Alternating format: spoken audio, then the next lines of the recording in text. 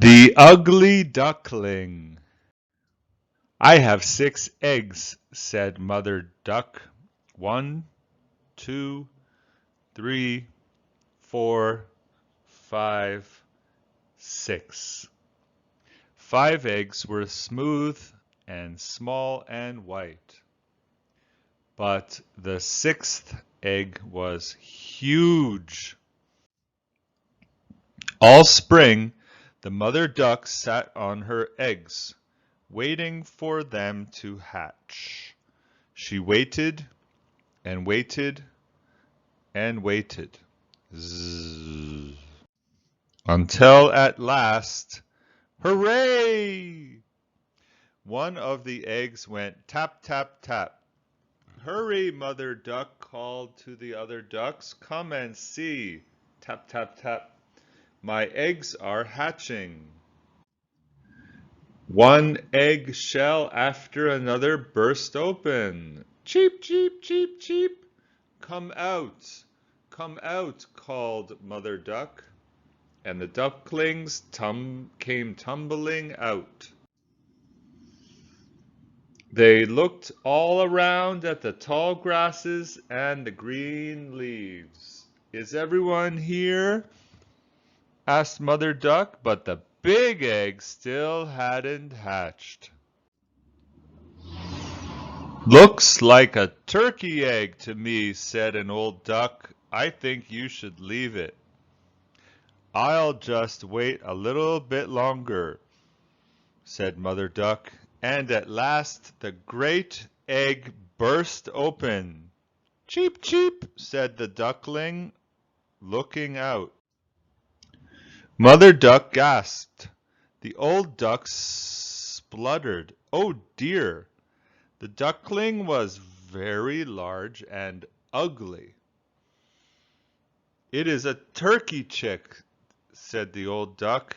"Take it swimming, then you'll see."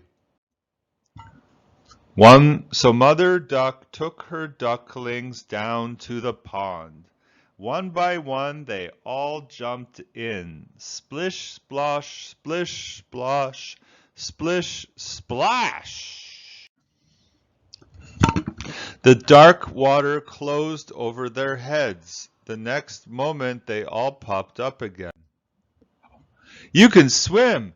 You're not a turkey chick," said Mother Duck. "You're just a very ugly duckling." Mother Duck took her ducklings to the farmyard. The geese laughed at the ugly duckling and the hens pecked at it. The turkey puffed himself up until he was red in the face. Then he gobbled at it. Gobble, gobble. The farm boy shooed the ugly duckling away. "Out of my way!" He flew over the fence and into a bush. Squawk, squawk. "Nobody wants me," said the ugly duckling. "I am too ugly." And he ran on and on. At last he came to a great swamp where the wild ducks lived. The ugly duckling hid in the swamp all night long. In the morning the wild ducks looked at him and laughed. "You're so ugly," they said, but then boom! Bang! Gunshots flew into the air. The wild ducks took off in fright. A great hunt was going on. Hunting dogs splashed through the swamp. Splash! The ugly duckling hid his head under his wing. At that moment a fierce dog with glaring eyes came up to the duckling. "You're too ugly to eat." It stuck out its nose and showed its sharp teeth, but it didn't bite. At last, late in the day, the gunshots stopped. The ugly duckling ran out of the swamp as fast as he could. It was so windy he got blown this way and that. As darkness fell, the ugly duckling reached an old house. He crept inside. "Can I stay here?" asked the ugly duckling. "Can you lay eggs?" asked a hen. "No," said the ugly duckling. "Can you purr?" hissed a cat. "I don't think so," said the ugly duckling. Then get out, said the cat, swiping at the duckling with its paw. The duckling went away to a large lake. He swam and dived every day. Hop away, it's the ugly duckling. But no animal would talk to him because he was so ugly. The weather grew colder, the leaves turned yellow and brown and danced in the wind. One evening, just as the sun was setting, a flock of birds flew across the sky. The duckling had never seen anything so beautiful. The birds were shining, white with long, smooth necks. They were swans. The weather grew colder and colder. The ugly duckling almost froze in the ice. But when spring came, the ugly duckling was still alive.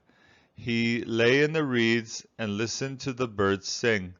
The ugly duckling raised his wings. They beat the air more strongly than before. He flew and flew until he came to a garden with a pond and 3 glorious swans. The swans came closer, flapping their wings. Perhaps they'll peck me and bite me, thought the ugly ducklings. He bent his head to the water and saw that he was no longer an ugly duckling. He was a swan. The other swans swam around him and stroked him with their beaks. The family of ducks came into the garden. They gazed at the swans. Look, a new one's arrived, they said. He's the most beautiful one of all. The ugly duckling was first told by Hans Christian Andersen, who was born in Denmark in 1805. When he was young, he was shy and awkward, but he grew up to be famous all over the world for his wonderful fairy tales.